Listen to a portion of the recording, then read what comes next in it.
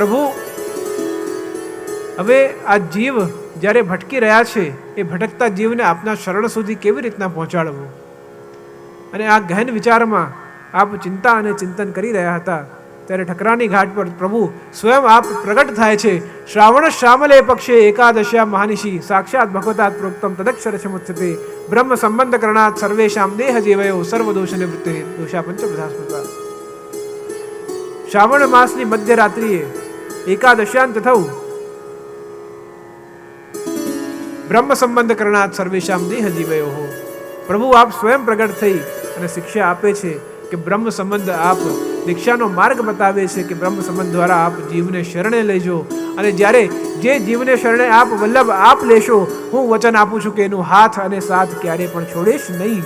એવી ખાતરી પ્રભુ આપ સ્વયં આપે છે કે શ્રી વલ્લભ આપની કાનીથી આપના દ્વારા જે પણ જીવ મારી શરણે આવશે એનું હાથ અને સાથ ક્યારે પણ છોડીશ નહીં. ભલે પછી એ જીવ મને ભૂલી જાય પણ હું એ જીવને ક્યારે પણ ભૂલતો નથી. એ વચન પ્રભુ આપે છે. હા, એક જ સંબંધ એવો છે કે જ્યારે આપણે પ્રભુના શરણે જઈએ પછી પ્રભુ આપને હાથ અને સાથ ક્યારે પણ નથી છોડતા.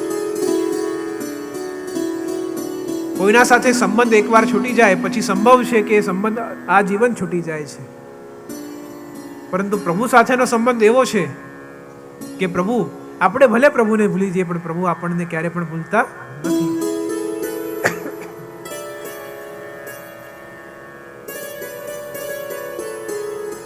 તો બ્રહ્મ સંબંધ દ્વારા પ્રભુએ આ દીક્ષાનો માર્ગ બતાવ્યો છે, અને આ જ દિવસે આપણે પવિત્ર એકાદશી ઠાકોરજીએ જે સૂત્રનો પવિત્ર આપના પાસે બિરાજતો હતો એ પવિત્ર ઠાકોરજીને ધરાવ્યો છે, અને પવિત્ર એકાદશી તરીકે આજનો દિવસ આ દિવસ જાણવામાં આવ્યો છે, પ્રસિદ્ધ થયો છે. એ શ્રાવણ માસની એકાદશીની તિથિનો દિવસ છે.